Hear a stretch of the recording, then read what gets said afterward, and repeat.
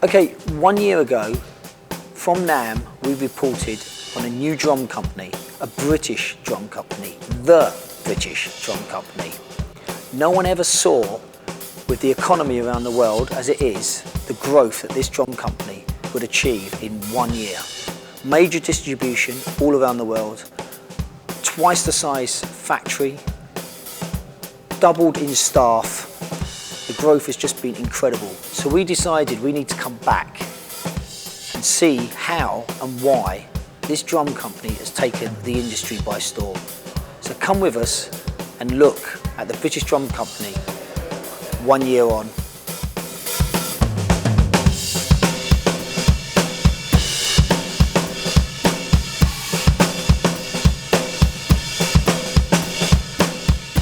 Yeah, we've only been in this factory for 3 months now, and I came here when this building was stripped out of all the previous stuff in here before this floor was laid. So I've seen an enormous transformation. I mean, it's very flattering that people think this is where we've always been, but it certainly isn't. When I started out this company, I had a vision of it being a big brand, but in the business plan it was kind of 5 to 10 years for where we are at this moment. I do have a team of guys now, so when we first started out there was, apart from the business plan, there was on the shop floor there was me, a guy called Duncan Torres who worked with me from KD and Premier, and a guy called Tim Boyle, he worked with KD and Premier, and it was just us three in the factory. Now there's 16 people on the shop floor. So Duncan Torres is now my head of manufacture, so he takes care of what's going on the factory floor, is my main shell builder, and now that allows me to concentrate more on R&D, new designs, picking the new finishes, prototyping new bearing edges or anything else what's happening. Well, we've moved into a much larger workshop. We've taken on more staff, and we've also taken on apprentices. You know, obviously they're learning, they're the future of drum building, and but they're all great, they're all doing really well, such a great team. At British Drum Company we all wear a lot of different hats. As a quite a young company in the grand scheme of things, you know, we're creating an infrastructure as we roll. On a day-to-day basis, I'm taking care of product support, dealing with a lot of the dealers that have our products in the stores. I'm also seeking out new business for the company in territories that aren't currently covered by our distributors. Obviously, EMD take care of us in the UK, in Europe and North America. We have a distributor in Singapore. We also have distribution in China, but we are looking at new territories across the globe, and part of my responsibility is to seek out that business. I think the world, firstly, really wants to buy a British drum. I think there is a desire for, you know, something that's British made, with our history, our rock and roll history, our history in manufacturing. I think people want to buy it, but there hasn't been much to buy. That's the reality. I think we have something like 50 nationalities working for EMD around the world, and you say British Drum Company to them, everyone is interested. Everybody wants to know more. We launched in the US at Nashville this year. Amazing reactions. Everybody's interested. They see a Union Jack, they see British, they come over. Is this made in Britain? Is this British made? Instantly, everyone's interested. So from a distributor point of view, it's a no-brainer. With BDC, what's really cool is that you get drums that is high-end, that is exotic wood, but it's priced like a wrap finish or a setting oil finish from other brands. So people who understand that veneered drums are usually more expensive and find that the BDC drums are actually veneered drums but at the same normal price point as other high-end drums, they'll appreciate the quality and they'll want to buy it. They'll say it's worth it, you know. And I was actually the first guy to be a distributor for BDC. Singapore was, you know, formed by the British colony, you know, before we became independent 50 years ago, and you know, being in Asia, definitely there's still a thing where if it comes from the Western countries, you know, it's worth the money, it's worth the quality, and people will pay for it. You know, it's a natural perception that it's going to be great. I think the dealers also, every dealer we spoke to about it, you know, very long established drum retailers, some of the larger sort of more multiple retailers, they all said the same thing, like, it's really cool. They all knew about it. That's the other thing. Everybody was talking about this brand. The primary thing is word of mouth. The brand is out there, it's on the world stage, and due to all the various different sort of social media and sort of press, paper press even, there is a huge brand awareness, and that has made actually very, very straightforward for us to expand the company very quickly, because the reputation is there, without even having a huge years and years of history with this specific brand. So it's fantastic. We've really hit the ground running with that.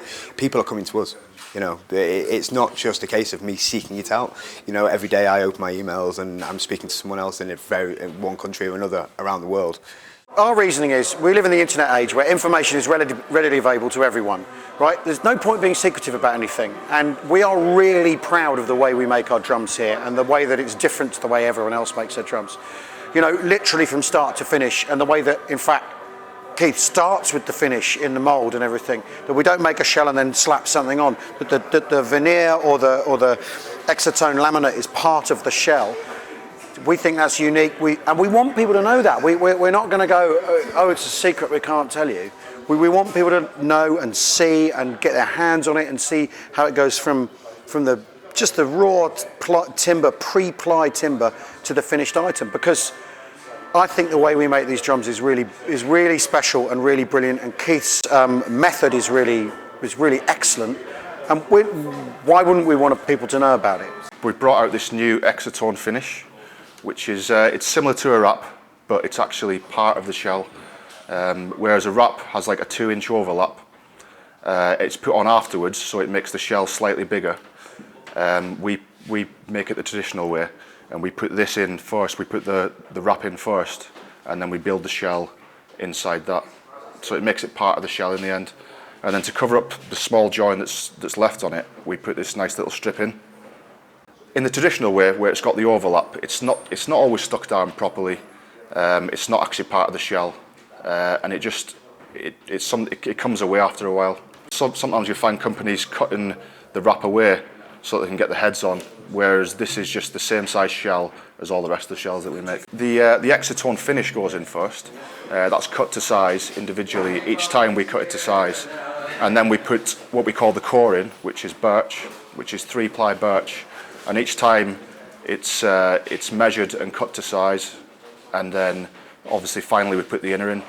The difference between doing it our way and doing it the way that other companies do is we not only take great care to make the shell, but we take great care to make each ply the right size. The most exciting thing for me this year is probably moving to this new facility, this new factory. And we have now designed an isolation mount, and that for me it's taken us into a different level, a different league now. So it's just the next step for the company. You take your tom and you put it onto a snare drum, snare stand cradle. This is a part that will attach to your drum, stays with your drum. It's three pieces around the perimeter of the drum that interface with the snare stand. It doesn't matter what snare stand it is. It's this part, this feature is allowed to flex very, very easily. It can resonate very, very easily. It basically means that the energy that you put into that drum is not absorbed or transferred anywhere else on the stand. It is not made out of rubber. It's made out of a special polymer, a glass-filled special polymer that will flex and resonate with the drum very, very easily. And it doesn't transmit it down the stand. So basically, the sound, the resonance you can get out of the drum is just as if you're holding it with two fingers. It's the same sound. It is just better resonance than anything that we've tried, anything we've tested, and anything that we've seen on the market to date. We've always got ideas, plenty of ideas. It's not just me, because there's a team of six directors. We're just constantly on Facebook sharing ideas. I get inspiration from everything, not just drums, inspiration from everything in everyday life, from driving a car, and I look at how a dashboard's fitted, or walk down the street and I see street lights. I don't even know if you just noticed that we did like a Coronation Street like wall for the jump show. So even things like that. In fact, I didn't do that. That was one of my guys. But this is what I mean about having a team. I've got a team of people as well who come to me with ideas. To be honest, being involved in the creation of a drum kit makes you think about how you play, every aspect of how you approach your drums. So I've had to really think about my playing in a way that I never really did before. I would blat away and enjoy myself, and I've had to really think about it and learn the real differences between what different bearing edges do, what different sizes do, what different depths do to the sound. And I've learned an awful lot, and it's made me play more and woodshed and all those things that I never did do, you know, because I was into drums because it was fun, but it's even more fun now I'm serious about it. Have you had hands-on with the actual manufacturing around the factory? Yeah. I mean, you know, all of the designs have been through all the 5 of us on the sort of the committee that run everything. Everything's been Alan will send a 3D printing of a part in a jiffy bag, so we can look at it and get our hands on it and say, no, it's too big, or the edges need shining off that, or whatever. That's the level we're working on here, and everyone's involved in that. The thing I really love is actually the shell building, where when he's cutting it, each ply is cut by hand so that they fit perfectly, and that little click when he pops the shell into the mould, that means the wood's tensing itself and doing the work itself, is just brilliant, because it shows the precision and the attention to detail from the shell up. And I love it. You know, there's nothing like being around experts. It's the greatest thing, the privilege in the world, to be around people who know what they're doing. And I think, you know, for what it's worth, Keith is one of the greatest drum makers in the world. So do you think you'll be giving up your day job to... I hope so. I speak on the behalf of audiences all over the country. Please stop, Al. Yeah, shut up, Al. No. I mean, this does involve a lot of my time, and it's really good that it's you know, kind of a bit of a new string to my bow. And I hope we progress, and if I do want to lay off the comedy, I can, you know, sit and play that white drum kit behind me all day long. Yeah, exactly. Yeah. What does it mean to you for having a drum company coming out of the UK again, like we used to have? Well, I mean, I've had deals before with other companies, and I think the idea of, I mean, not only is it a British company, it's not only is it a northern company, I live about 10-15 minutes away. So in terms of the proximity of things, like if anything, you know, if I need anything or I need some help with something, that one phone call is, and I really like the feel of the place. From the moment I walked in here, and I realised that it's like these people, this is a vocation. It's vocational. And the thing is, I had one of Keith's kits a number of years ago when it was KD drums, because I went in the old shop and I saw it and I said, whose is that? And he said, well, it could be yours if you like it. And I said, I'm going to buy it before I've even played it. It's the most beautiful looking kit. And I knew the kind of care and attention and love and passion that had gone into it. I knew it just translated through him into a drum kit. Fell in love with it, played it, right, give me the cases, took it home, and everybody that I showed it to, and I mean, rather than just musicians as well, people were just like, oh, look at him. My wife was like, that's nice. Yeah. Oh, goes so in the house. Absolutely, and it was a beautifully passionate kind of piece of art, rather than a musical instrument. Yeah. I mean, obviously it covers that bass more than adequately. So the idea of when I saw the British Drum Company and I knew Keith was involved in it, I thought I'd come down and have a look. And I saw a video of Ian from Kasabian, and he was talking about his kit there and he was playing it. And I was like, oh my goodness, listen to that. How fantastic does that sound?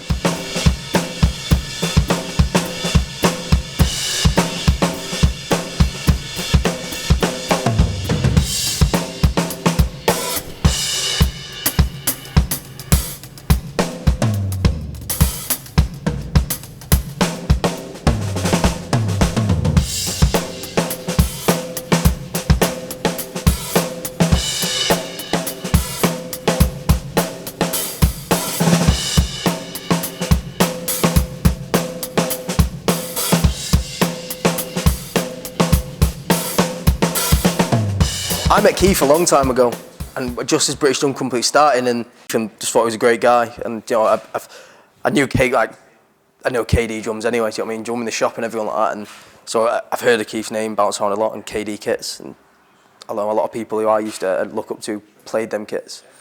So when he was like, oh, I got this and wanted to do something with it, it was a bit of a no-brainer for me.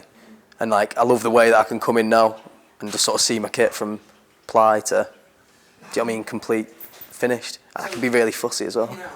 So I'm interested in the product. I play drums, and the fact that there's a British drum company and that's made such an impact, obviously I want to find out a bit more about it.